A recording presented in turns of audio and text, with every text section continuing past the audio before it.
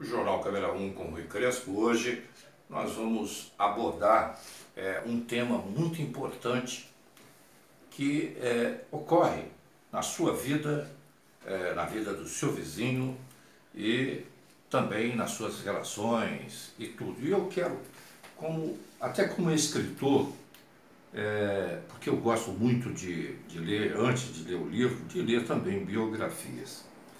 E vou sentar, antes de apresentar o meu convidado, eu quero falar alguma coisa sobre isso daí, sobre biografias. Eu estava lendo a biografia do artista Sylvester Stallone. O Sylvester Stallone, ele nasceu com uma paralisia facial. Essa paralisia facial mexeu com a boca, né, os lábios, né, tornou torto, né? E ele sofreu bullying quando era criança, foi altamente discriminado. E numa fase de sua vida, lá na frente, o Sylvester Stallone chegou no fundo do poço.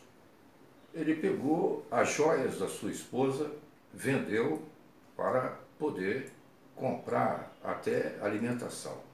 Tá? E as coisas foram evoluindo e o Sylvester Stallone acabou morando por muito tempo em uma rodoviária, né, na rua. E foi só piorando. E um dia, ele com o seu cachorro procurou uma loja porque estava na pobreza total, não tinha dinheiro nem para comprar alimentação e teve que vender o seu cachorro amado. E vendeu, chegou numa loja e vendeu por $15 o preço do seu cachorro para poder comprar alimentação e para que seu cachorro não passasse fome. E uns tempos a seguir, o Sylvester Stallone viu uma luta do grande Dali, né, com um outro lutador.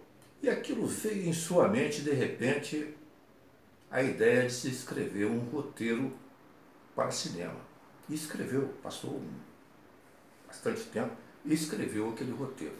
Aquilo veio em sua cabeça como um foco de cinema. E ele foi nas produtoras de cinema para vender o seu roteiro. E lá ele sofreu novamente bullying. Falaram que ele tinha uma boca esquisita, que falava esquisito de uma maneira estranha e que compravam o roteiro dele por $350 mil. Mas ele não seria o astro para o filme. E ele não aceitou. Depois convidaram ele novamente para que fosse no estúdio, dobraram a oferta, mas não ofereceram a ele para ser a estrela do filme. Ele disse que não faria porque ele queria ser a estrela do filme. Muito bem, o tempo passou e a empresa de cinema, a produtora, ofereceu a ele, então, $35 mil. Depois de 350 mil, ofereceram $35 mil para que ele fizesse o filme e estreasse o filme também. Muito bem, daí vocês podem chegar à conclusão que Rocky acabou ganhando o prêmio de melhor filme, melhor direção, e ele foi premiado como o melhor ator na época e ganhou o Oscar. Então, o Rocky, naquele momento em que ele viu a luta, ele passou a sonhar, passou a ter um objetivo, passou a ter um foco, e aquilo mudou a vida dele. E ele, depois de ganhar os $35 mil, voltou no bar onde ele vendeu o cachorro e tentou comprar do dono o cachorro. Ofereceu $100. Tinha vendido por uma mixaria de 15 dólares. O dono não aceitou. Ele dobrou o preço, passou para 100. O cara não aceitou. Ele passou para 500, não aceitou, passou para 1.000, não aceitou. Então ele pagou $15 mil e saiu chorando, mas com o seu cachorro. Então, nós podemos aprender que nós sofremos na vida constantemente isso. Muitas pessoas nos dizem não, muitas pessoas fecham as nossas portas, muitas pessoas perdem o foco, mas muitas pessoas tomam consciência de como chegar ao sucesso, como fez Rock. Então essa biografia dele serve para abrir o nosso tema de hoje, com o nosso convidado especial, que é o Alâncio Menaguzi, que é um coach, né? Ele está aqui e eu quero agradecer a sua presença no Jornal Câmera 1 para que a gente possa fazer assim um comentário para que possa explicar também o que é, primeiro, o coach, mas primeiro você com a palavra aqui para o jornal. Rui, muito bonita a história, eu quem agradeço pelo convite. E coach realmente é um tema transformador, é um tema que tem transformado a vida de muita gente, é um tema que transformou a minha vida, porque o coach ele trabalha com o que tem de melhor dentro de cada um de nós. Certamente o Stallone ele conseguiu encontrar uma força motriz que fez com que ele transformasse a vida dele e fez com que ele encontrasse o que estava dentro dele para encontrar o seu objetivo. A primeira coisa que eu acredito que ele fez foi sonhar. E o coach explora isso, os sonhos, o objetivo que está dentro de cada um de nós. Cada um de nós temos recursos dentro de nós. O que falta é encontrar. E isso é o que o coach faz. Faz encontrar o objetivo, o sonho, a força que está dentro de cada um de nós. Todos nós vivemos entre duas coisas, o prazer e a dor. O Stallone estava vivendo um momento de dor ali e queria... Que era o fracasso. Era o fracasso, ele estava totalmente derrotado ali, mas ele queria viver o prazer na vida dele. Ele não parou de sonhar. Ele não parou de sonhar. E o sonho é que fez com que ele buscasse encontrar o prazer, que era ter o cachorro dele de volta e ser um sucesso, um astro de cinema. Certamente ele tinha criado dentro da mente dele uma imagem perfeita no futuro, ele se vendo, projetar, né? lutando e alcançando o seu objetivo, o seu resultado e o sucesso na vida, na carreira dele. Qual foi o que aconteceu? Eu gostaria também que você, o exemplo a gente passou assim, de repente nós temos muitos outros, e muitos escritores, artistas, né? Nós estamos passando aqui no Sylvester Stallone. Eu gostaria de que você explicasse essa metodologia do coach nesse exemplo que eu dei. Você também já chegou a fazer uma certa análise. Mas esse ponto de partida, né, do Stallone, eu queria que você colocasse isso para o nosso público, porque nós estamos vivendo num país de 23,7 milhões de desempregados, de pessoas que andam para cá e para lá, pessoas que não se planejam, pessoas que sabem que têm a dificuldade, relacionamentos que estão indo abaixo, que não dão atenção. A palavra, por exemplo, eu não quero casar com um bêbado. Aí vem a palavra não, tá? Então você acaba casando com um bêbado. Eu não consigo arranjar emprego. Você acaba não conseguindo arranjar um emprego, porque a mente, não sei se eu estou certo, queria que você depois explicasse, porque eu analiso da maneira da psicanálise. A mente, ela não consegue, entendeu? Fazer essa discriminação, né? E o foco é como você estivesse tirando uma fotografia. Se a fotografia estiver desfocada, o seu objetivo está desfocado, né? Então eu queria que você fizesse uma análise para o nosso público, assim, bem simples desse acontecimento, levando para os nossos telespectadores como pode acontecer essa mudança de partir para o ponto A ao ponto B e de conseguir realmente se realizar, tanto da maneira espiritual, quanto da maneira do amor, da maneira familiar. Queria que você abordasse esse tema para que o nosso telespectador pudesse tirar algum proveito positivo e isso pudesse ajudar. O ponto de partida é o principal na vida do ser humano, Rui, que eu vejo. A pessoa identificar aonde está o problema dela. Por exemplo, quando você tem um problema de coração, você vai procurar um cardiologista. E algumas pessoas estão procurando, por exemplo, uma espiritualidade. Às vezes resolve, mas às vezes estão buscando a solução no financeiro. Ou seja, o que eu quero dizer? O primeiro ponto de partida é a pessoa entender onde ela está. Entender qual é a deficiência. Um alcoólatra, ele só vai buscar o remédio, só vai buscar um tratamento quando ele reconhece que é um alcoólatra.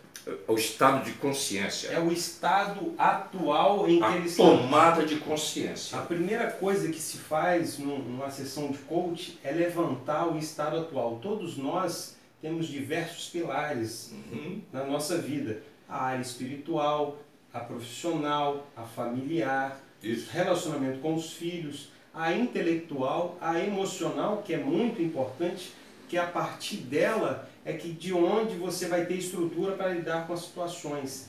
E é o emocional, a falta da estabilidade emocional é que vai fazer você buscar soluções onde não está o problema. Sim, e por que as pessoas, eu vejo amigos meus, né, pós-graduado, né, com pós-doutor, né, desempregados, né, e ficam rodando para chegar no ponto B, eles vão lá, voltam para cá, voltam lá, voltam para cá e param no meio do caminho. Recebem ofertas de oportunidades, mas ficam rodando e nunca chegam ao objetivo que deveria estar focado. Por que isso acontece? Primeira coisa é falta de paixão, identificar qual é a paixão. Primeira coisa é essa falta de foco. Identificar realmente o que ele quer, o que move esse seu amigo, por que ainda ele não encontrou ainda um sucesso nessa área para a qual ele estudou. Porque ele não encontrou ainda a paixão dela, a paixão dele. E o que faz a pessoa mover?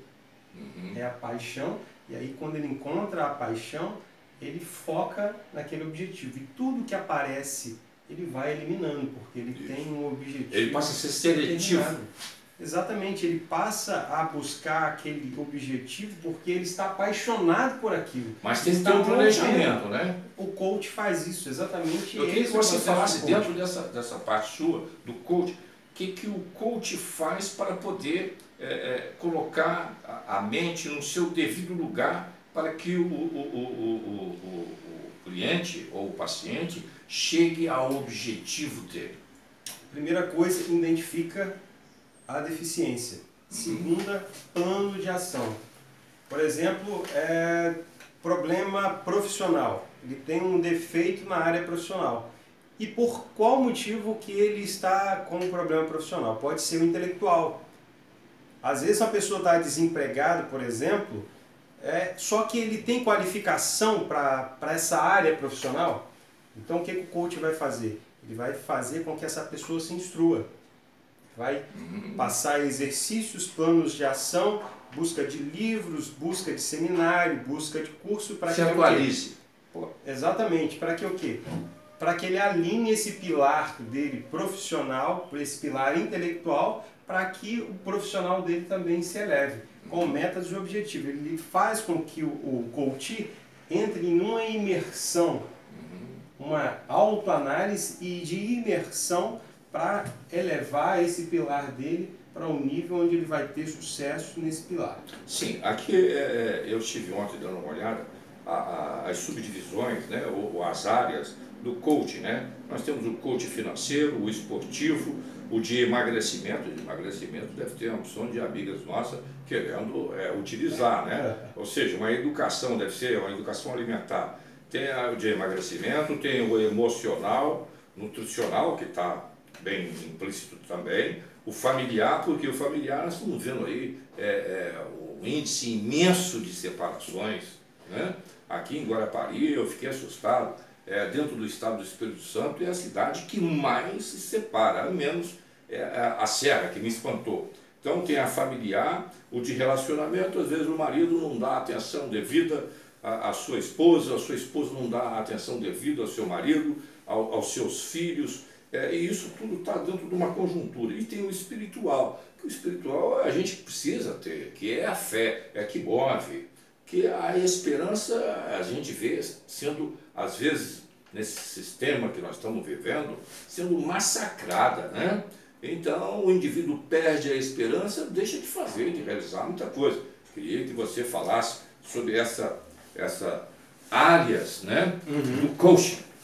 O Rui, nós somos sistêmicos, o universo é sistêmico, a natureza é sistêmica. Às vezes a pessoa quer emagrecer, mas acha aquilo que eu falei anteriormente. As pessoas acham que é uma coisa, mas é outra. A pessoa quer emagrecer, mas acha que o problema dela é alimentar. E às vezes não é alimentar. O problema dela pode ser emocional, ou pode ser familiar. Está com problema de relacionamento com o marido, está num casamento, numa relação infeliz, mas ela está infeliz por quê? Porque pode ser a questão emocional, um trauma que ela viveu lá atrás. Eu queria que você abordasse mais até essa parte aí. Então, as emoções pode ser várias coisas, pode ser um trauma que ela viveu na vida lá anteriormente, pode ser um mundo que ela herdou dos pais, da família anterior e não criou um mundo. Por quê? Nós precisamos criar o nosso mundo quando nós casamos. Nós nos separamos, nós largamos os nossos pais, criamos o nosso mundo. E esse mundo ele precisa ter uma estrutura que é sustentável, que seja sistêmica. E isso, se não for criado, ele pode se tornar um mundo que não seja sistêmico. E aí é que entra o processo para identificar onde está o problema. Se o problema está emocional aqui, em uma crença de um mundo que ela está vivendo que não é um mundo sistêmico, pode desestruturar todo o mundo dela. Certo. Um outro fator muito importante, nós sabemos que a maior parte da população está usando a tarja preta, né? Rivotril, Lexotan, para dormir, para sair para trabalhar. Nós temos esse problema sério da depressão, né? Ou seja, o buraco negro, né? A pessoa se mergulha naquele buraco negro, se enclausura e vive essa terrível doença, né? Que chega ao suicídio. Nós temos aí um aumento grande de suicídio entre jovens, esse troço todo. Eu queria que você abordasse esse tema da depressão na visão coach. Todos nós vivemos aquilo que nós focamos. A nossa realidade é aquilo que nós focamos. O que uma pessoa, por exemplo, qual que é a imagem que uma pessoa que tem depressão, ela tem na mente dela? A imagem é boa ou é ruim? E o que essa pessoa que está vivendo a depressão precisa fazer? Ela precisa continuar criando imagens boas ou criar imagens ruins para sair dessa depressão? Então o que o coach faz? Ela começa a questionar esse coach, essa pessoa, se essa imagem que ela está vivendo hoje vai ser bom para ela ou vai ser ruim. E começa a criar na mente dela imagens representacionais que sejam boas. O lado otimismo da vida. Encontrar os motivos de gratidão que ela tem. E a partir daí ela vai começar a criar novas imagens que sejam boas e vai começar a galgar novos caminhos que, ao invés de descer, vai começar a crescer. Eu não sei se eu estou certo, se você me corrige, porque eu analiso pela forma da psicanálise. A pessoa com depressão, a meu ver, ela está, ao invés de estar de frente para você aqui, ela fica de costa. Tá? ela fica de costa olhando o passado, tudo que ela perdeu no passado, tudo que ela deixou de conquistar no passado, sempre pensando no passado, no presente. Ela não consegue fazer aquilo que o coaching fala. Nós temos que sonhar, de projetar, de planejar o futuro, mas não, o deprimido ele fica lá no passado, naquilo que ele perdeu, entrosado num presente de costa para o futuro, não é isso? Tudo parte de uma comunicação, Rui, tudo parte da maneira de pensar. Quando eu comunico coisas ruins, eu começo a sentir coisas ruins, eu começo a vivenciar coisas ruins, exatamente o que você falou. Quando a pessoa fica presa no passado, em um trauma, em uma situação que aconteceu, em a situação que leva ela para baixo, quando ela começa a viver hoje, o que ela sentiu no passado e começa a sentir hoje, ela começa a criar as crenças. As crenças é que vai fazer com que a pessoa viva o mundo dela, crie o mundo dela. Então, as crenças, como nós estávamos conversando anteriormente, elas são fortalecedoras ou elas são destrutivas.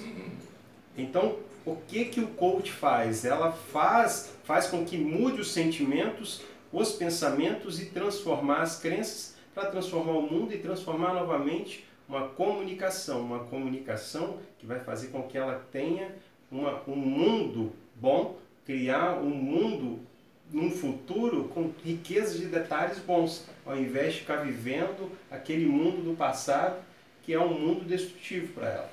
Então voltamos aqui à história da biografia do grande ator de cinema Sylvester Stallone.